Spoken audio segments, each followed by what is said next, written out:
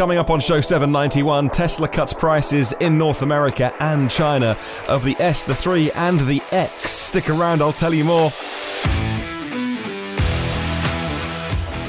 Plus on the show today, the all-new and brand new Volvo XC40 Recharge now available to order. Toyota reveals their take on an electric van that we've been talking about recently. BMW have made a new plug-in hybrid. Hyundai buying their cells from LG Chem, and a story that I talked about yesterday and somehow forgot to mention, why Audi is the king of Norway. Well, good morning, good afternoon, or good evening.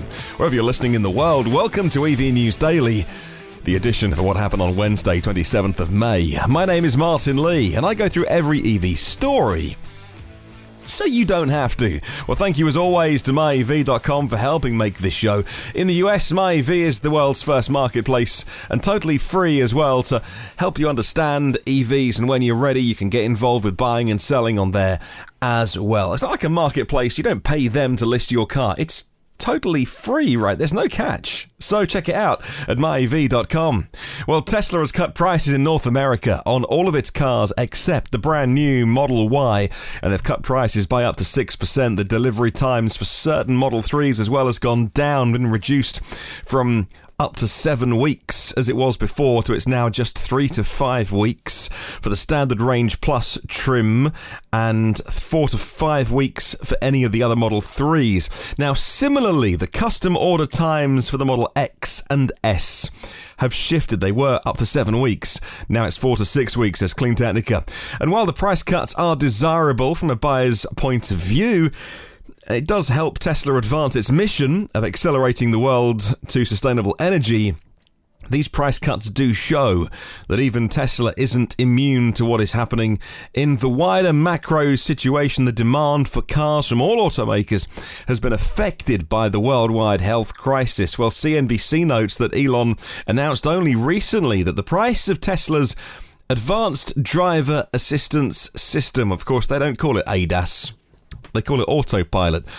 Some call it full self-driving, and however you label it, it's going to be going up in price. $1,000 from the 1st of July, and more increases, says Elon, in the future, but you're still getting a bargain, because he says even after it costs $8,000 to spec it on your car, it's actually worth $100,000, he says. That's $100,000 it's worth, but he'll sell it to you for the bargain price of just $8,000. I mean, you might as well get a couple of them as it's such a bargain. Well, during Tesla's Q1 earnings call, they did say that Tesla would offer full self-driving as a subscription service.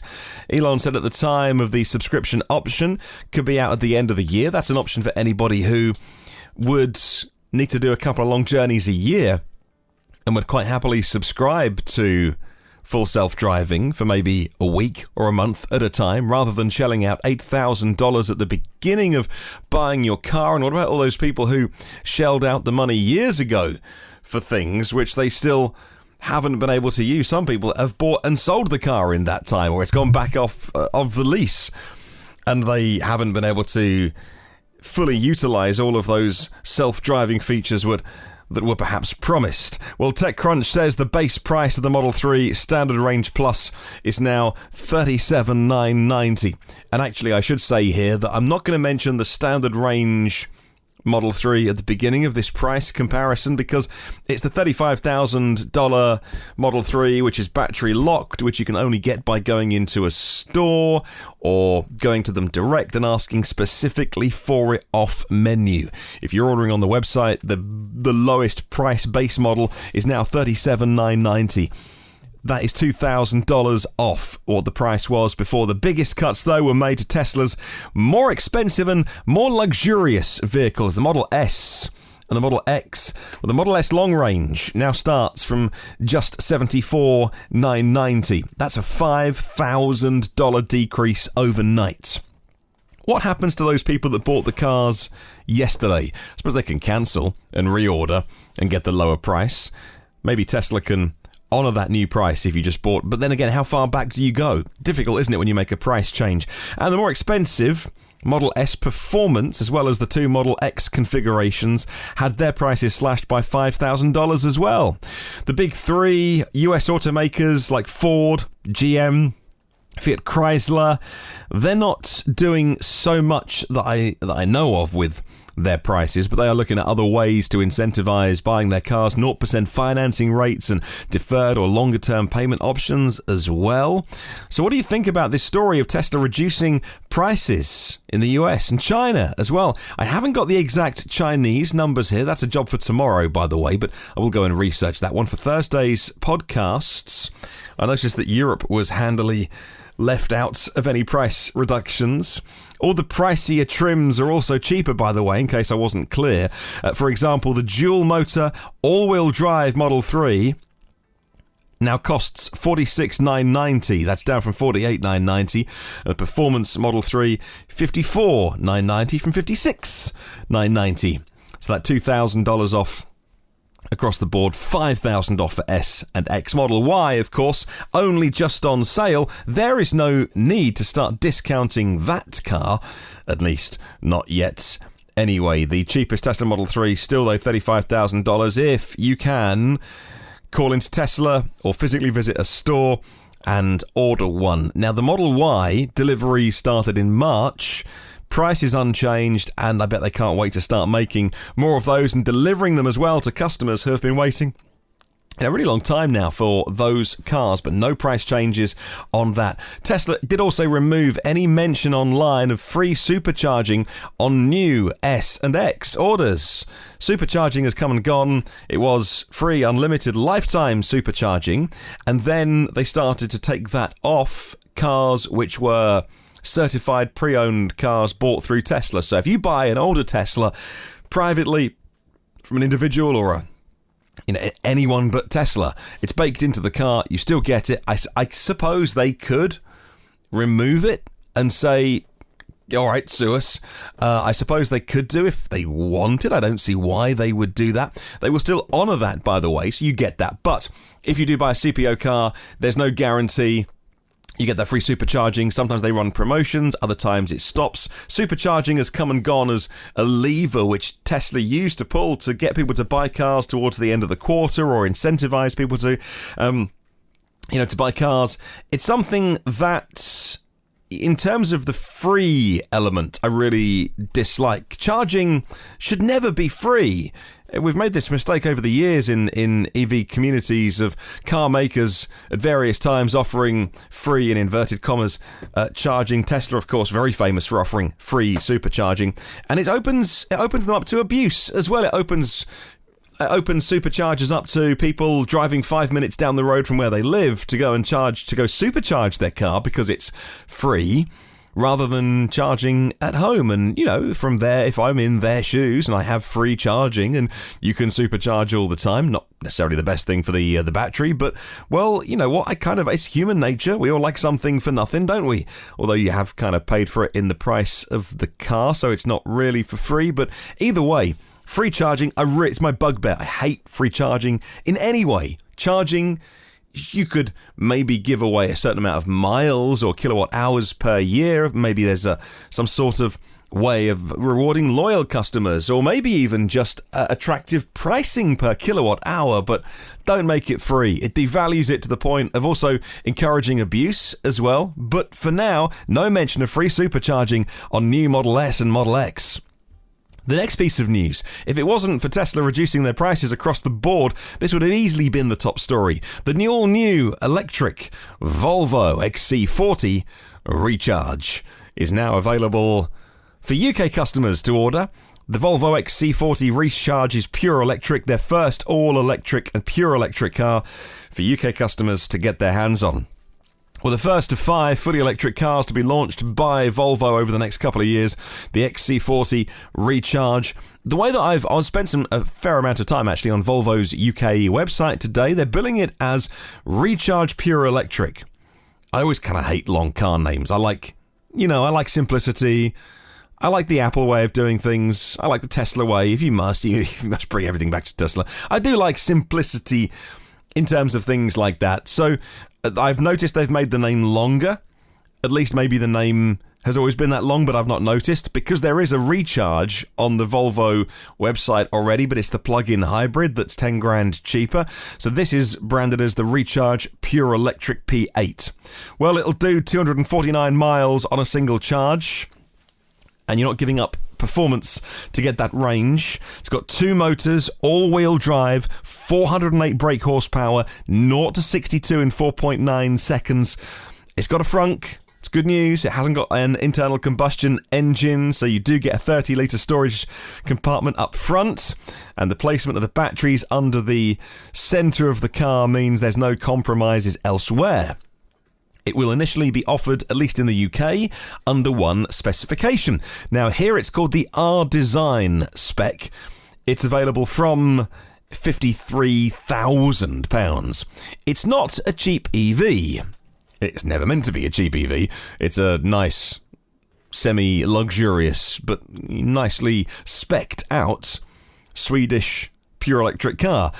Good size battery, 78 kilowatt hour battery. That's a really good size, actually. That's kind of the sweet spot as well for a car, an SUV like this. It's not so big that you're just carrying around range you'll never use, but it's not so small that you'll be charging forever on road trips. And of course, when it comes to charging, the battery size almost has to go hand in hand with battery charging speed, because if you can only charge slowly, you might as well have a big battery and go further. But this one, I think it's the sweet spot on battery size, 78 kilowatt hour, and fast charging at 150.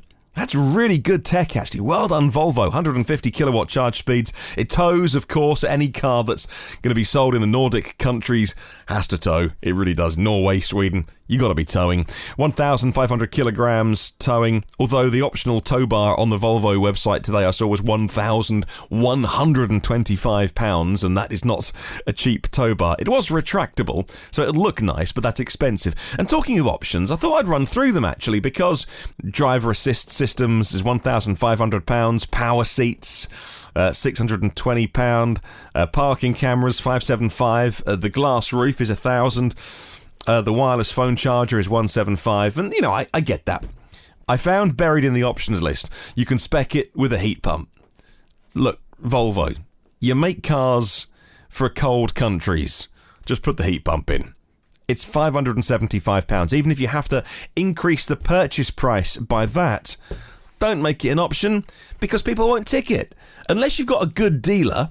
There's plenty of good dealers out there who will educate their buyers on buying their first ever EV and take them through, and they'll get to a heat pump and they'll explain that the heat pump is almost like a range extender, and that you can make more range by saving battery power. And when it's cold outside, it'll transport thermal energy from either the ambient air or the battery, and it will release the energy into the cabin to heat it up. The transport of the heat is provided by a compressor, which consumes less energy compared to a standard electrical resistance heating element. And by supporting the air conditioner to work more efficiently, the heat pump saves electric, and at a temperature range of between 0 degrees Celsius and about 30 degrees Celsius, it makes a real difference. Now, the heat pump can also help warm or cool the battery to optimize performance and range during long trips or heavy loads. Heat pump is essential. Gotta have it. My little Renault Zoe that was not £53,000 in the driveway sitting next to me has a heat pump. Model Y. Got a heat pump. First Tesla that they've put one in, though. Look, if it's an option, just put it in the car. Just don't give people the option of having it, because it should come with it. Spec it with. If it's for Europe, if it's for North kind of European markets, just bung it in. Just put it in the car. Rant over. It's not really a rant. I don't really do ranting. I'm too nice to do ranting. But I do wish things like that would be included. Like if you can put a heat pump in, just put one in and increase the overall price. But anyway, let's move on then. Well, Toyota officially introduces the all-new Proace electric delivery van in some European markets. Reservations are now being accepted for the first few units. They'll be delivered in October this year. In the Netherlands is one of the first countries to get it, says Inside EVs. The Toyota Proace is an all-electric van from Toyota. It's the Peugeot e-Expert or the Citroën e-Jumpy, or the e-Dispatch, as we'd call it in the UK, or the Opel and Vauxhall Vivaro E. It's a rebadged one of those, based on the same platform. So, two sizes, 50 kilowatt hours, 75 kilowatt hours are the two battery sizes, range of up to 330 kilometers. Well done, Toyota, for getting in on the act and making an all-electric van for those that need one. And we do need all-electric vans. So another one to add to the list there with the Toyota Proace. That's really, really good news. Now, I did mention earlier in this podcast that I like simplicity. Not necessarily minimalism, but I like simplicity. You don't get it with BMW names. This is the BMW X2 xDrive 25e SAC PHEV. That is indeed the name of the car. It's going to launch, BMW will be launching the new X2 xDrive 25e SAC PHEV in July in a couple of months' time. Starts at 47,000 euros, about 51,000 US dollars, says Green Car Congress. It's a new plug-in hybrid featuring the 4th gen BMW eDrive tech. It has an output on the electric motor of 70 kilowatts, so nice and powerful.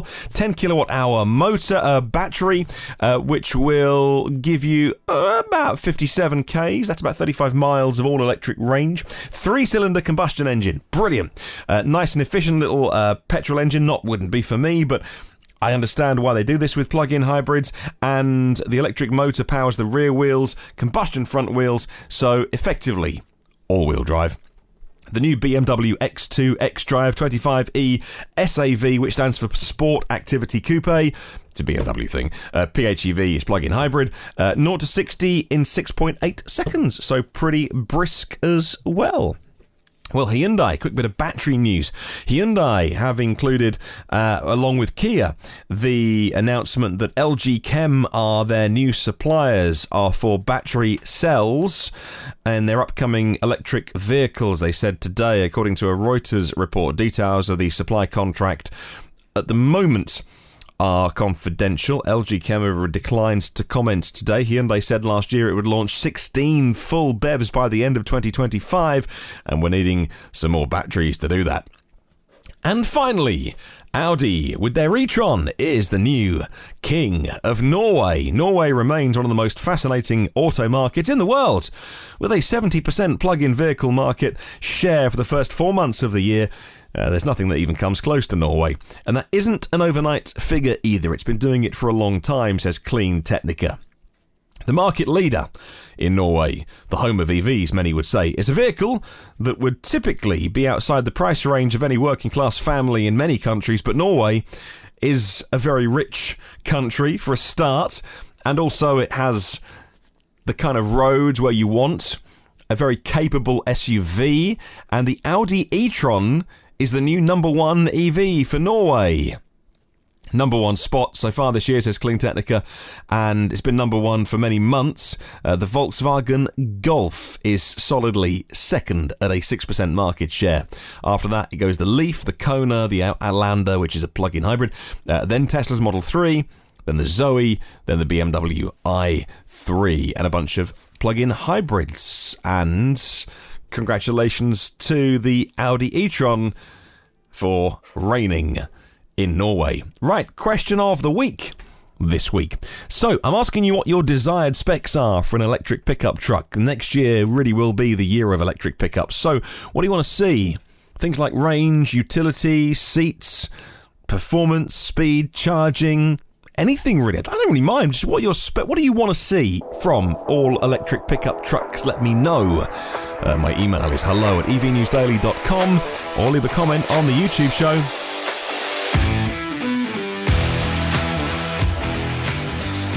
Well, thank you to 227 patrons of the podcast, and your generosity means I get to make the show every single day. If you want to check out what it's about and you are curious about funding this podcast, Patreon is patreon.com/EVNewsDaily. Premium partners are Phil Roberts of Electric Future, Brad Crosby, Avid Technology, Brightsmith Group for clean tech talent, Porsche of the Village, Cincinnati, and Audi of Cincinnati East. If you want to come and say hi on social, search EV News Daily. Have a wonderful day. I'll catch you tomorrow, and remember, there's no such thing as a self-charging hybrid.